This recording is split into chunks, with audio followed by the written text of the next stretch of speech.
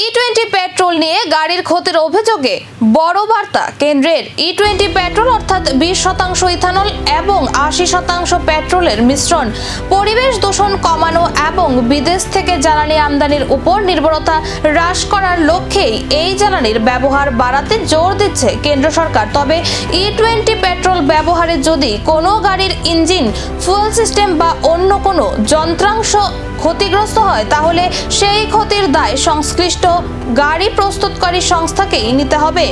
কেন্দ্রীয় সড়ক পরিবহন মন্ত্রী নীতিন গডকরি জানিয়েছেন, এমন ক্ষেত্রে বিনামূল্যে ক্ষতিগ্রস্ত পার্টস বদলে দিতে হবে সংশ্লিষ্ট সংস্থাকে।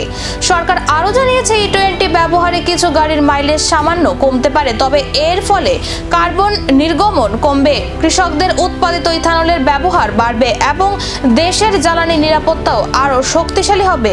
তাই ধাপে ধাপে E20 জ্বালানির ব্যবহার বাড়ানোর লক্ষ্য নিয়ে এগোচ্ছে কেন্দ্র সরকার।